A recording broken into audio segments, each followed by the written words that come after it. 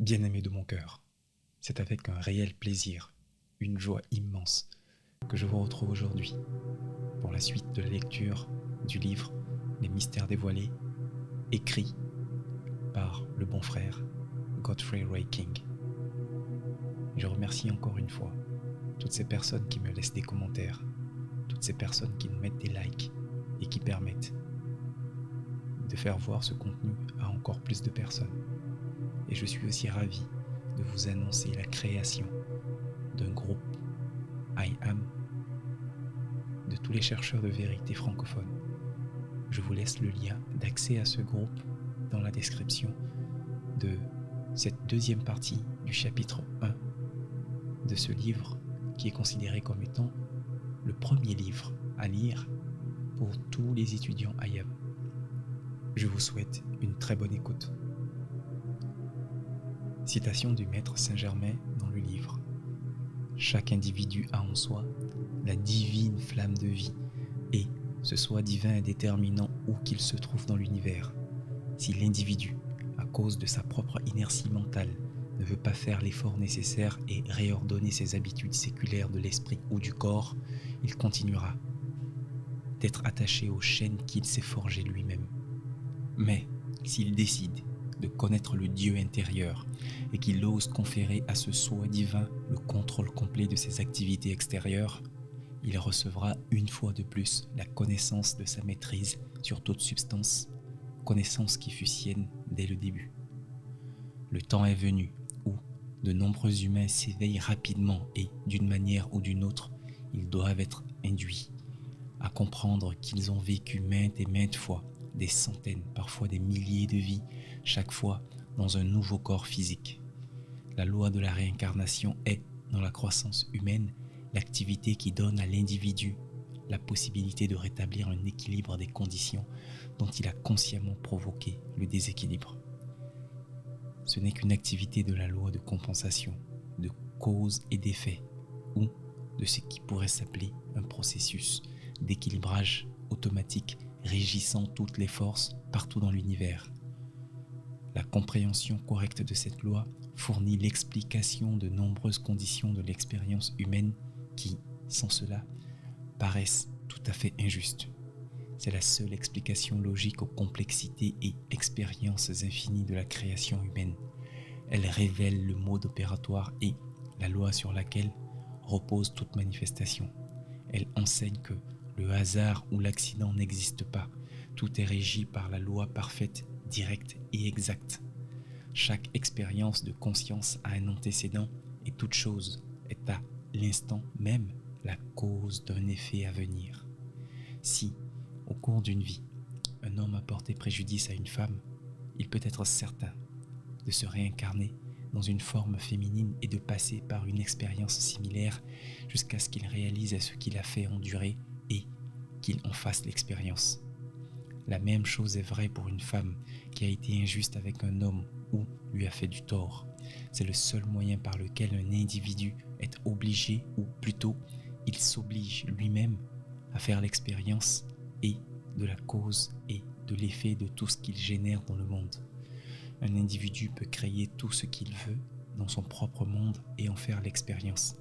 Mais s'il choisit de faire ce qui a pour effet de causer chez d'autres l'expérience de la discorde, alors il s'oblige lui-même à traverser une expérience similaire jusqu'à ce qu'il comprenne quel effet sa propre création entraîne sur le reste de la vie de l'univers.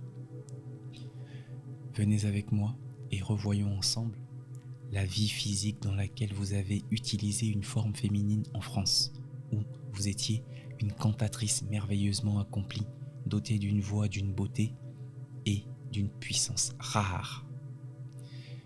Immédiatement, sans le moindre effort de ma part, je me trouvais hors de mon corps physique.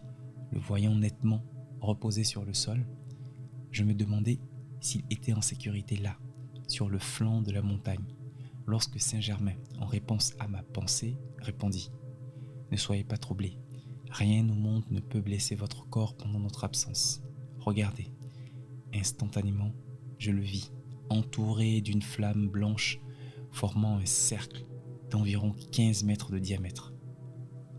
Il m'entoura de son bras droit et je vis que nous nous élevions rapidement du sol, mais je m'ajustai vite à son action vibratoire. Je n'éprouvais aucune sensation précise de déplacement à travers l'espace, bien qu'à ce moment-là, notre regard se porta déjà sur un village du sud de la France et il poursuivit. C'est ici que vous vîntes au monde, fille unique d'une femme splendide dont la vie était un exemple d'idéalisme, très en avance sur la majorité en cette période. Votre père était un mari et un compagnon des plus dévoués, très cultivé et inspiré par l'esprit chrétien primitif. L'éther atmosphérique de chaque environnement garde la mémoire de tout ce qui est arrivé dans cette localité. Je vais revivifier ces enregistrements éthériques et vous verrez des images vivantes de tous les détails de votre vie. Vous chantiez à l'église de ce village et vous étudiez avec une maîtresse qui persuada vos parents de lui laisser vous donner des cours. Vous fîtes de rapides progrès et bénéficiâtes d'encore plus d'avantages lorsque vos parents s'installèrent à Paris. Après un an de cours intensifs, vous eûtes l'opportunité de chanter devant la reine de France et grâce à son patronage, vous vous produisîtes dans nombre de ses salons. Le succès de votre carrière musicale en fut assuré. La France et le succès vous prodiguèrent sans compter leurs bienfaits au cours des 5 années suivantes et vous accumulâtes beaucoup de richesses. Soudain, vos 2 parents connurent ce changement appelé mort et le choc pour vous fut très grand et suivi de nombreuses semaines de graves maladies. Lorsque, vous étant rétabli, vous reprîtes vos concerts. Votre voix avait acquis, par l'expérience récente du chagrin, une résonance nouvelle d'empathie. Un homme qui vous avait guidé pendant vos études musicales devint directeur de votre travail public et vous en vîntes à compter sur lui comme sur un homme de confiance. Suivirent alors 14 ans de grands succès, au terme desquels vous tombâtes subitement malade et trépassâtes en l'espace d'une semaine. Vos bijoux et vos richesses furent confiés au directeur pour venir en aide à d'autres et pour servir à la réalisation de certains plans pour lesquels vous aviez travaillé toute votre vie. Mais à peine les derniers sacrements vous étaient-ils administrés qu'un changement total se produisit en lui. La cupidité s'en empara totalement. Maintenant, je vais vous faire voir cet homme que, dans cette présente vie, vous avez rencontré ici en Amérique il y a quelques années. Je suis certain que vous allez très bien vous souvenir de cet incident d'affaires. Alors, il me montra une association d'affaires dans laquelle, quelques 10 ans auparavant, pendant que je me trouvais à l'ouest, j'avais tenté d'aider plusieurs personnes en coopération avec un représentant du gouvernement belge. Cet homme, poursuivit-il, eut alors une occasion de réparer le mal qu'il vous avait fait en France. Cette condition lui fit montrer, et il fut bien au fait de la situation, car nous lui avions montré, mais il n'était pas encore assez fort pour permettre à la grande loi cosmique de justice de la résoudre et de compenser cette dette. S'il l'avait fait de son plein gré, cela l'aurait libéré de maintes manières et lui aurait permis de progresser bien plus rapidement au cours de cette incarnation. C'est ainsi que la vie extérieure maintient l'individu attaché à la roue de la nécessité, de la renaissance, de la lutte continuelle et de la douleur, jusqu'à ce que nous laissions la lumière du Christ intérieur nous illuminer et nous purifier, afin que nous ne répondions qu'au plan de Dieu, amour, paix et perfection pour sa création. C'est le genre de leçon qu'on n'oublie jamais, car l'enseignement objectif enregistre l'expérience dans la vision aussi bien que dans l'esprit. L'enregistrement visuel est plus profond et il reçoit nécessairement plus d'attention de la part de l'activité extérieure de l'intellect. L'essence de cette expérience, oubliée depuis longtemps, s'est certainement gravée d'elle-même dans ma mémoire de manière permanente parce que je peux aujourd'hui encore m'en rappeler chaque détail aussi clairement que lorsque je l'ai observé avec lui. Maintenant, dit-il encore, rappelons une autre de vos incarnations, une que vous eûtes en Égypte. Nous nous élevâmes de la terre et avançâmes rapidement. Je fus parfaitement conscient de la Méditerranée, alors que nous passions au-dessus de ces magnifiques eaux. Nous poursuivîmes vers Karnak et Luxor, puis reprîmes contact avec le sol. « Regardez attentivement, dit-il. Cet enregistrement est celui d'un très ancien temple à Luxor, pas de ceux dont les archéologues explorent les ruines aujourd'hui, mais un temple antérieur à tous ceux qui ont été découverts jusqu'ici. S'ils savaient où chercher, les archéologues trouveraient des temples splendides dans un état de conservation quasi parfait. Le maître indiqua un certain endroit recouvert de ruines, qui sont tout ce que le voyageur peut voir aujourd'hui, et la scène fit place à l'activité dans les terres, telle qu'elle avait été à l'origine, dans toutes ses beautés et splendeurs, dont la magnificence dépassait de loin tout ce dont la présente génération a idée. Les jardins et les plans d'eau étaient entourés de grands piliers de marbre blanc et granit rose. Le lieu tout entier devint vivant, réel, vibrant et aussi tangible que n'importe quelle ville sur terre aujourd'hui. C'était si parfaitement naturel et normal que je me demandais comment il rendait ces expériences si vivantes. L'homme et ses créations, répondit-il, comme la nature, ont une contrepartie éthérique, un modèle qui marque l'atmosphère autour de lui d'une impression éternelle où qu'il aille. Le modèle de l'activité et de l'expérience de vie de l'individu est constamment dans son aura. Un enregistrement similaire existe dans l'aura de chaque localité. S'il le veut, un maître ascensionné peut revivifier ou revêtir l'enregistrement des activités passées de l'individu où que cette personne se trouve, car le modèle sur lequel le maître agglutine la structure atomique se trouve toujours dans l'aura du dit individu. Lorsque le maître revivifie l'enregistrement d'une localité, il doit le faire sur l'emplacement même de celle-ci, car une fois revêtu, un tel enregistrement redevient la même forme et structure vivante qu'il était au moment où il fut construit pour la première fois dans la substance physique. Il est possible, ainsi, de coaguler la structure physique de bâtiments entiers et de leurs alentours si le maître ascensionné le souhaite pour atteindre un bon objectif.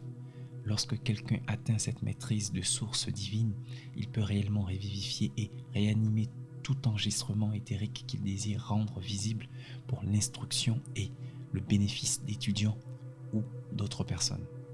Lorsqu'il le fait, c'est aussi réel que la réalité elle-même, et les objets revivifiés peuvent être photographiés, manipulés et rendus physiquement tangibles au sens physique de l'observateur. Notez, me rappela-t-il, que vous faites l'expérience de ces activités dans votre corps subtil, mais elles n'en sont pas moins réelles parce que votre corps physique n'est qu'un vêtement que vous, individu conscient de soi, pensant et expérimentant, portez sur vous. C'est comme si vous portiez un lourd manteau dans l'atmosphère glaciale de l'hiver et seulement un ensemble léger par un jour d'été caniculaire. Les expériences dans vos habits d'été sont certainement aussi réelles que celles que vous avez vécues dans votre lourd manteau. Je le rappelle à votre attention, afin que vous compreniez les activités les plus limitées et les moins limitées de la vie. Nous examinâmes les sols, la région environnante et l'architecture. « Venez, entrons, dit-il. » Et tout en parlant, il fit quelques pas et franchit l'entrée principale du temple. Puis, nous devînmes les acteurs vivants et en même temps les observateurs de l'expérience ci-après. Nous avançâmes dans la partie principale du temple et nous dirigeâmes vers le sanctuaire intérieur. Le grand prêtre vint directement à nous et il semblait me connaître. Ce prêtre des jours anciens, expliqua Saint Germain, est maintenant votre fils. Un prêtre inférieur apparut alors, dont j'eus immédiatement le sentiment que je le connaissais, et il remarqua, ce prêtre assistant était vous-même. Nous entrâmes dans le sanctuaire intérieur et aperçûmes la Vierge Vestale gardant le feu sacré. Celle que je voyais maintenant était Lotus, mon bien-aimé rayon jumeau, que j'ai rencontré et épousé il y a quelques années et qui est la mère de notre fils. La scène changea et nous vîmes un prince d'une province lointaine en visite qui projetait de s'emparer de la Vierge Vestale pour en faire son épouse. Tout semblait aller bien, jusqu'à ce que le grand prêtre reçut la vision de ce qui allait arriver. Il fut troublé, mais n'en dit mot. Restant sur ses jambes, alors qu'entraient les esclaves du prince, il les observa se diriger vers le sanctuaire. Quand ils s'approchèrent encore plus, il s'avança et ne dit qu'un mot qui signifiait « stop ».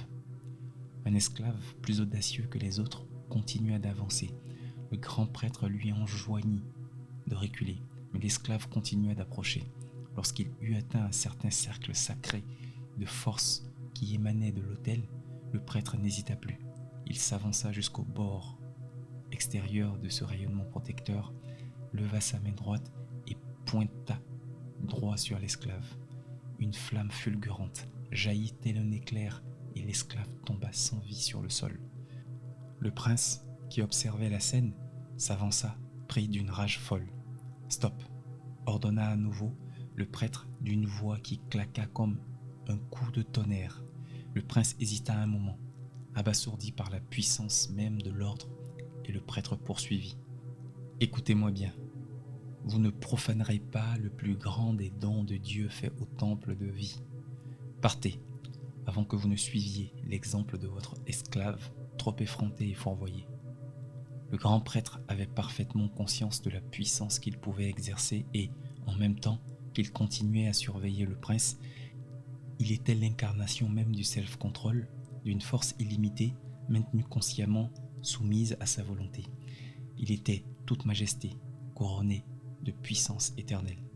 La volonté du prince aussi était puissante, mais il n'avait aucun contrôle sur lui-même et comme il se trouvait à nouveau face à une opposition, il fut aveuglé par une autre vague de colère et, laissant libre cours à ses appétits, il se précipita en avant. Le prêtre, tel l'éclair, leva sa main et la flamme jaillit une seconde fois, frappant le prince qui connut le même sort que Feu, son esclave. Saint-Germain se tourna vers moi et il m'expliqua cette expérience plus en détail. « Voyez-vous, commença-t-il, c'est ainsi que réagit la qualité à l'intérieur de chaque force sur celui qui l'émet. Le prince et son esclave sont venus avec, dans leurs sentiments, les qualités de haine, d'égoïsme et de dépravation. Lorsque le prêtre dirigea sur eux la force dont il était le maître, celle-ci se chargea de leurs qualités au moment où elle toucha leur aura. Le prêtre ne fit que retourner sur eux leurs propres sentiments et leur égoïsme. Dans son effort désintéressé de protéger autrui, le prêtre fut lui-même aussi protégé. Cet incident ayant pris fin, la scène de splendeur s'évanouit et, à nouveau, nous nous trouvâmes au milieu des ruines du temple. Saint-Germain me fit encore d'autres révélations qui ne peuvent être rapportées ici. Il n'y a qu'une façon, ajouta-t-il, pour éviter la roue cosmique de cause et d'effet, la nécessité de se réincarner, et c'est par l'effort conscient de comprendre la loi de la vie. Il faut rechercher avec sincérité le Dieu intérieur, établir un contact conscient permanent avec ce soi intérieur et s'y tenir fermement face à chaque condition dans la vie extérieure. J'aurai le plaisir et le privilège de vous montrer davantage, mais seulement pour l'instruction que cela vous apportera à vous-même et à d'autres. Venez, nous devons rentrer maintenant. Lorsque nous approchâmes de mon corps, il m'indiqua encore. Regardez disparaître le cercle de la flamme blanche. Je regardai et il avait disparu. Quelques instants plus tard, je fus de retour dans mon corps. Le soleil se couchait et je savais qu'il serait près de minuit lorsque nous arriverions à la maison. Passez votre bras autour de mes épaules, dit Saint-Germain, et fermez les yeux. Je sentis mon corps se soulever du sol, mais je ne fus pas spécialement conscient de me mouvoir. Puis, mes pieds se posèrent sur le sol et j'ouvris les yeux. J'étais dans le pavillon. Saint-Germain fut très amusé lorsque je demandai comment nous pouvions être revenus de cette manière sans attirer l'attention des gens autour de nous. Il me répondit. Souvent, nous enveloppons nos corps de la cape d'invisibilité lorsque nous nous déplaçons parmi les gens ayant la forme physique, dit-il. Et une seconde plus tard, il était parti. J'avais entendu parler des grands maîtres ascensionnés qui peuvent emporter leur corps avec eux où qu'ils aillent et manifester ou rendre visible toute chose qu'ils désirent attirer de l'universel. Toutefois, faire l'expérience d'un contact réel avec l'un d'eux était une chose très différente et j'essayais de réaliser pleinement le côté merveilleux de l'expérience. Pour Saint-Germain, il s'agissait à l'évidence d'un événement des plus ordinaires. Je m'assis pendant un long moment en contemplation sereine, dans un état de profonde gratitude, essayant de comprendre et de réaliser toute la portée de son explication de la loi concernant le désir. Il en avait souligné l'importance et l'activité comme celle d'une puissance motrice pour propulser dans l'univers de nouvelles idées entraînant une expansion de conscience dans la vie de chaque individu. Il l'avait expliqué en disant: le désir constructif est l'activité d'expansion à l'intérieur de la vie, car ce n'est qu'ainsi que des idées, des activités et des accomplissements de plus en plus grands viennent à s'exprimer dans le monde extérieur de la substance et de la forme. Tout désir juste renferme la puissance de son accomplissement. L'homme est le fils de Dieu. Le Père lui demande de choisir comment il doit diriger l'énergie de vie et quelle qualité il souhaite qu'exprime son désir accompli. C'est ce qu'il doit faire, car le libre arbitre est son droit de naissance. La fonction de l'activité extérieure de l'intellect est de guider toute expansion à travers des canaux constructifs. Voilà l'objet et le devoir du jeu extérieur. Permettre à la grande vie ou énergie divine de n'être utilisée que pour la satisfaction des désirs des sens, ce qui est habituel pour la majorité des hommes, c'est en faire un usage destructif qui, sans aucune exception, entraîne toujours la disharmonie, la faiblesse, l'échec et la destruction. L'usage constructif du désir, c'est guider consciemment l'énergie divine illimitée par la sagesse. Tout désir, conduit par la sagesse, apporte quelques bénédictions au reste de la création. Tout désir, conduit par le Dieu intérieur, se projette avec le sentiment d'amour et bénit toujours. Je consacrai les quelques jours qui suivirent à écrire le compte-rendu de mes expériences. Puis, un matin, au réveil, je trouvai une carte dorée posée sur la table à côté de mon lit. Elle ressemblait à une pièce d'or métallique, sur laquelle, en une magnifique écriture ombrée de charmantes couleurs violettes, figurait une courte phrase: « Soyez à notre lieu de rendez-vous sur la montagne à 7 heures du matin. » Signé Saint-Germain. Je rangeai soigneusement la carte. Mon attente était si grande que je pus à peine attendre l'heure fixée. Le lendemain, tôt le matin, alors que je préparais un lunch, je reçus l'impulsion précise de ne rien emporter. J'obéis et, décidé, confiant que l'universel pourvoirait directement à mes besoins. De cœur léger, je fus très tôt en chemin, déterminé à ne manquer aucune occasion de poser des questions, si j'en avais la permission. Alors que j'approchais du lieu convenu, mon corps se fit de plus en plus léger jusqu'à ce que, à moins de 500 mètres, mes pieds ne firent plus qu'effleurer le sol. Personne n'était en vue et je m'assis sur un rondin pour attendre Saint-Germain, ne ressentant aucune fatigue malgré ma randonnée de plus de 15 km.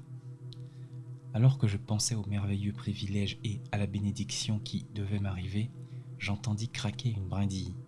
Je regardai autour de moi, dans l'attente de l'apercevoir. Imaginez ma surprise quand, à moins de 15 mètres, je vis une panthère qui s'approchait lentement. Mes cheveux durs se dressaient droit sur ma tête. Je voulus m'enfuir, hurler n'importe quoi. Tant en moi-même je paniquais.